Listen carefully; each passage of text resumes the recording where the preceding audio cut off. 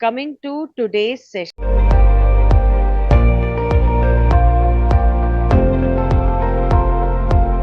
what is special about today?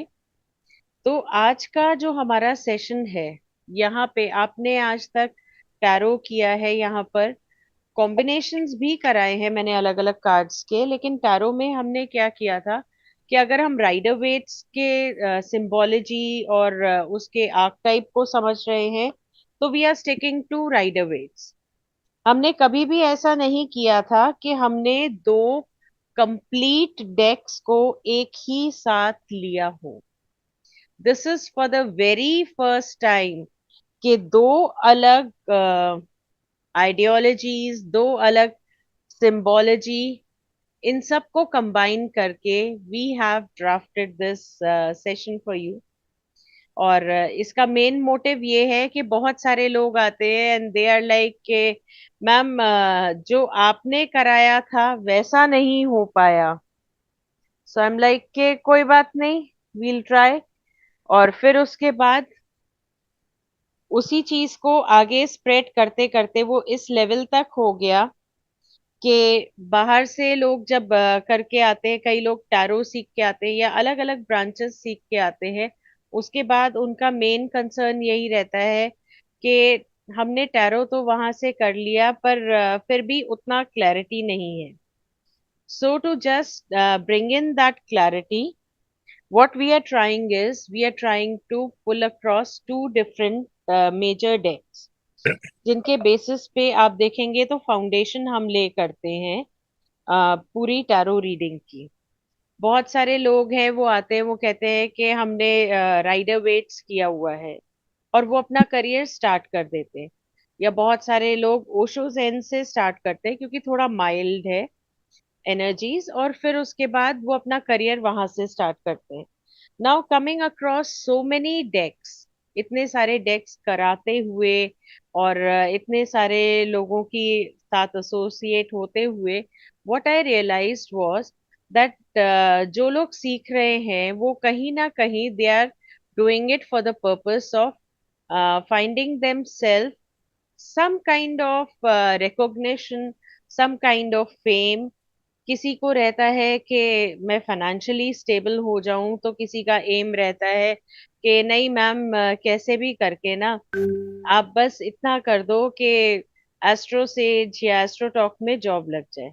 So thankfully we are blessed क्योंकि हमारे यहाँ से टैरो के काफी स्टूडेंट्स इस समय सक्सेसफुली काम कर रहे हैं इन प्लेटफॉर्म्स पे। And this started very early, जब हमारे बैचेस स्टार्ट हुए थे उसके कुछ समय बाद से ही इन लोगों को अपॉइंटमेंट्स होने लग गए थे।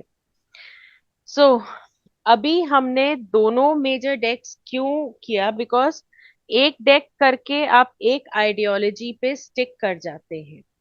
आपको लगता है कि चीजें वैसी ही हैं जैसी हमने देखी या जैसी हमने पढ़ी या जैसी हमने सीखी, लेकिन चीजें वैसी नहीं है।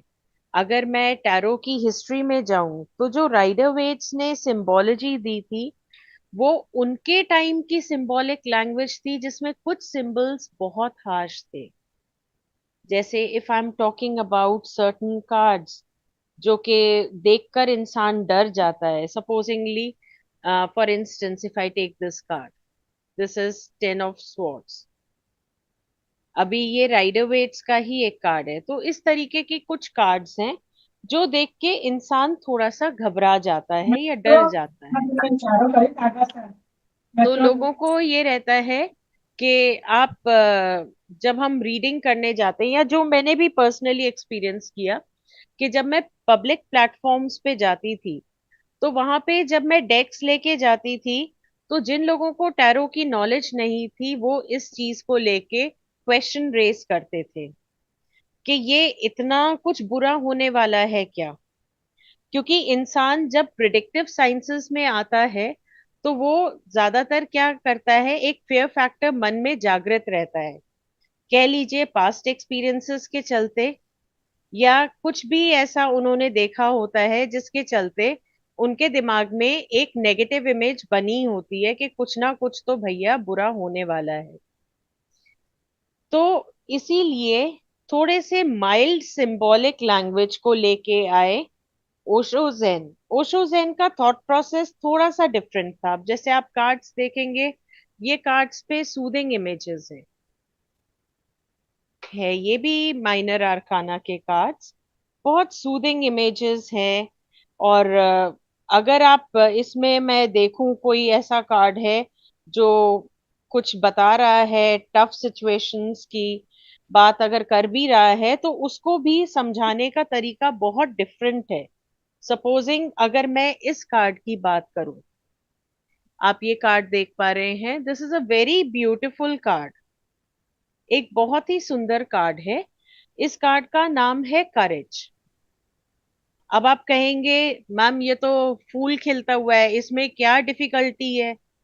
डिफिकल्टी ये है कि ये फूल सॉइल में नहीं खिल रहा, ये बीज पत्थरों को चीर के अपना रास्ता बना के आया है टू सस्टेन फॉर लाइफ।